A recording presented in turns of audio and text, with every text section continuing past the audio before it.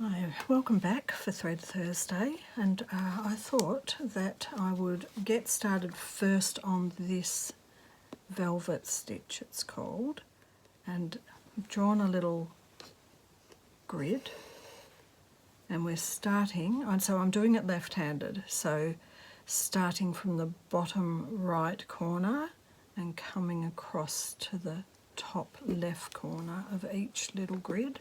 We do one stitch and then we do another stitch exactly the same, but we leave a little loop like I've done on these.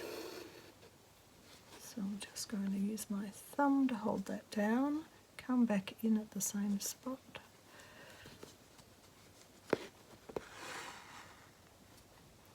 And yes, some people think it's much the same as turkey work, which we haven't done on this stitch wheel yet. So I'm holding it down, I'm coming in at the bottom left of that corner and then going in at the top right, and then that secures it down. So there's all these little loops with a stitch over the top holding them down, and we're going to fill up the entire grid with these.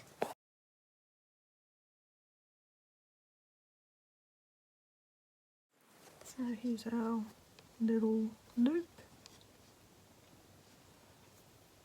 and then the stitch over the top to secure it. So I'm going to go and finish this, and I'll come back right at the end. Just doing the last couple.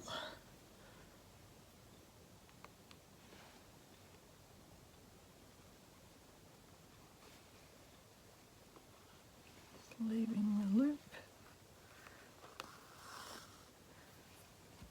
And then securing it down. I'm thinking that it looks quite, looks like a shag rug. That's how it looks, like a shaggy shag carpet. In fact, I think it actually is quite a nice stitch as it is. I don't know what it's called if you just leave it like this.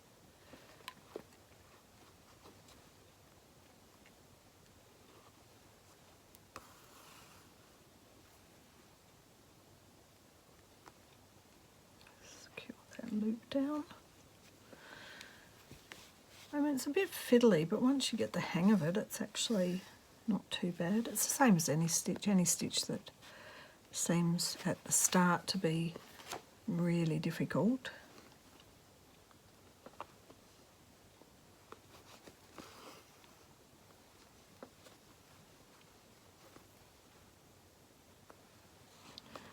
Once you get a roll with it, it's not so bad.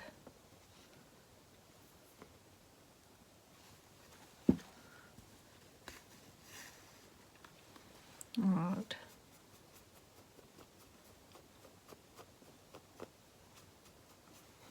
I almost don't want to cut it because I like it so much as a loopy thing.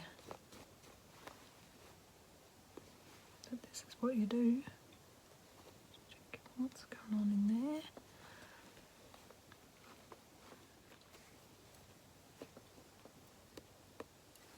And we're just going to cut them off.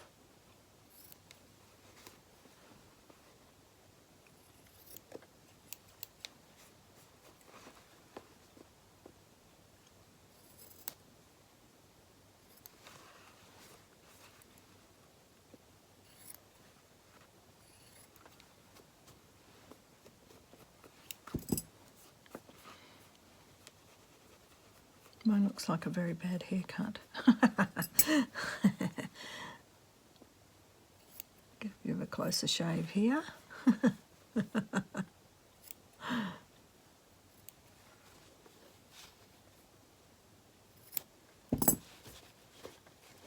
All right, there it is. Okay, so that's velvet stitch. Obviously, you can perfect it with a bit more practice. It's quite nice though. I like it. All right. what's next. All right, so what I wanted to show you next, I went back to the lady. So remember last week the tablecloth with the napkins that were so beautiful that I was a bit afraid to cut them up or use them for anything. I went back to see the lady and I got the rest of her stash. But then, see, this is what happens. It's Facebook Marketplace, local people. We're in lockdown. We're not allowed to do anything or go anywhere. But, you know, if you just drop some money off on the front porch and they've got something sitting on the front porch where there's no interaction with another person. So I'm going to just insert now the unused Italian old sheet and pillowcase set. So I've got a little film, I'll put it in now.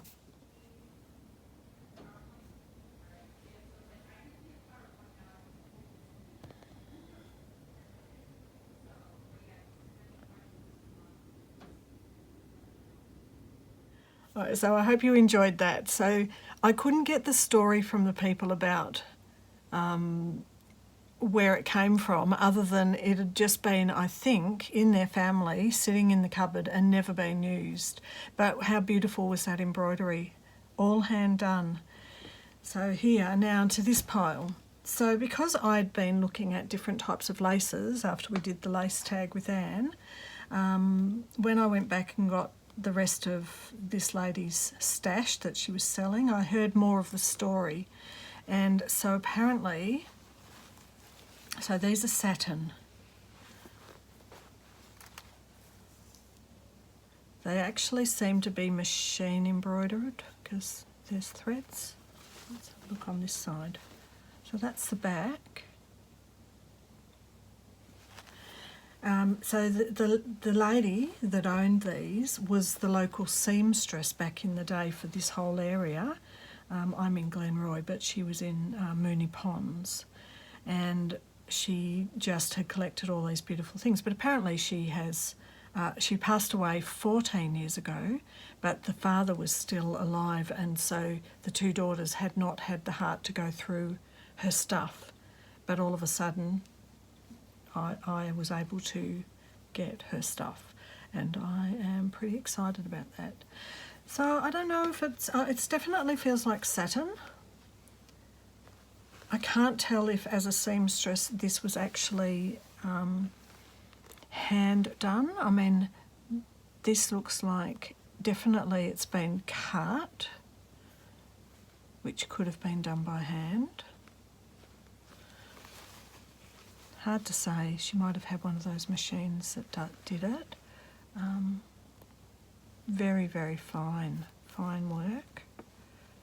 Yeah, that looks like, this definitely looks like machine. It's got like the little ridges of the two threads, one on top and one on the bottom. Anyway, there's two of these satin things.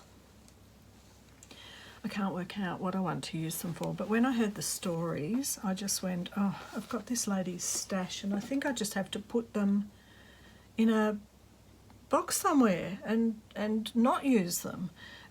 But this is tatting, so it's good because I'm getting to see all the different sorts of lace that we were talking about when we were doing Anne's, when I did tag 22.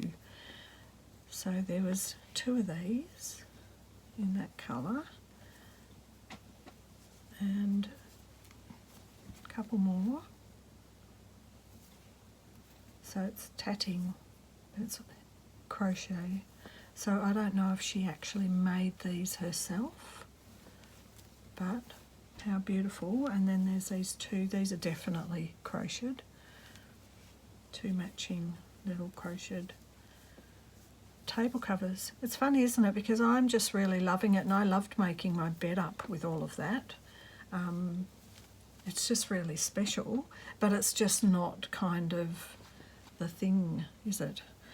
Now this one, I don't know about this. I don't know if this is super old or not. It feels like polyester actually. It could just be a silk or something. However, I have no idea. I have no idea how this one's been made. I don't particularly love this one. I mean, it probably would look nice over just a plain white tablecloth, and it would be very Italian and very decorative. But I don't particularly love it. I mean, this is a bit Art Deco. And we've got the hearts, so they're quite gorgeous. I'm actually thinking the Embroiderers Guild or Craft Australia, I'm actually thinking I might, before I do anything with any of these, take them in and just either get them valued or looked at in case there's something special about one or two of them. This was the cut work and white work, so and I particularly love this. This is white work and cut work seems to be one of my very favourites. So that's a runner, and I think these are all just matching. That's a matching, let's see, this one too, matching, you know how they used to have a table runner on a dresser and then two little side ones. That's what these are like. Definitely will use these because I've got no use for using them as side table things or anything like that, but this is definitely junk journal cover material. There's that, and then there's two of these. So once again it's, well, to me it's white work when it's all white, but and it's cut work when there's cuts, but so I think this is probably more like, this is like a crocheted edging. Don't know. This is the sort of thing that you get into the finer details of what is the classification for it, and I don't have enough experience, but oh gosh, I love it. So there's two of these. They're like two little side table-y things as well. My most favourite of all, out of all of this, these are both the same, but these would have gone on like two little separate side tables too. Just get let's put this underneath. Here we go. So I can imagine she might have made these herself, these ones. She was a seamstress and did a lot of tatting and stuff. So I still think that this is considered cut work or white work. It's not white, obviously. There's different colour here, but look at sunflowers and two of these, and I just had to have these. I don't know about anyone else. This looks like, oh, see, this has actually already been cut down from the edges. So this has been cut out already. There you go. Won't feel so bad about using it.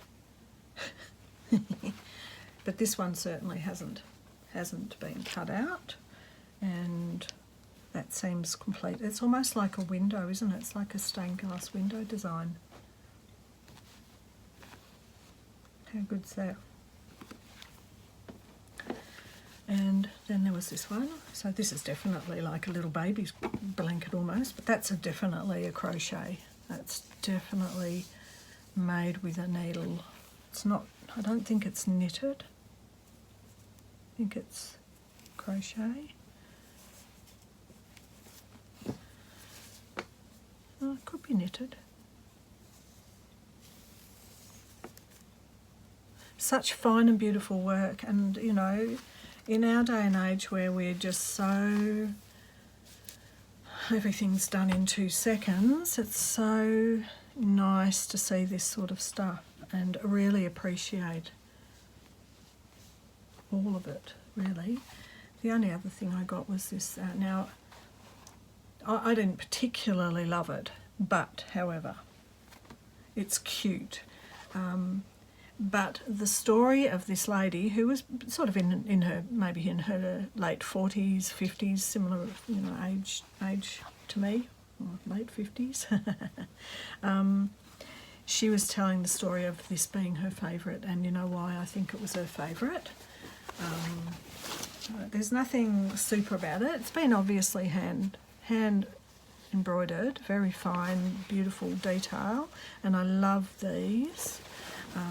Nothing extra, nothing, that's just edging, and it's just got this little one where you could have had a little plate. But I reckon, this is what I reckon, that this was her favourite because she remembers when she was a little girl having little tea parties with her mum. That's what I'm making that story up probably. But this is also like, there's a little bit of staining and stuff, but isn't it wonderful when you go to the op shop and you buy this stuff, you don't know the story, and you use it in your crafting and it inspires you, and that all that is very good. However, this just gave me a whole new lease of life of looking at the story behind pieces, and you know, it's just sort of set me off on a little bit of a journey in my own mind.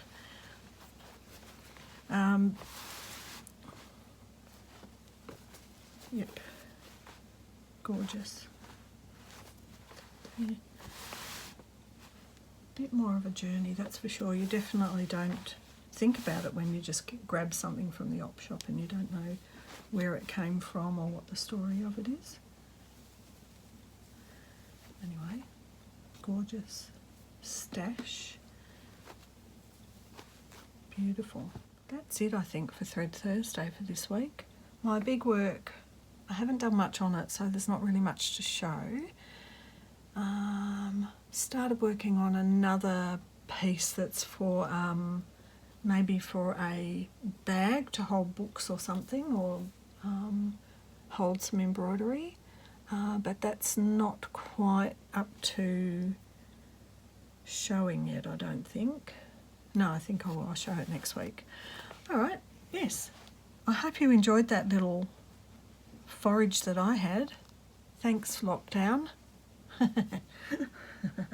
Yay for lockdowns.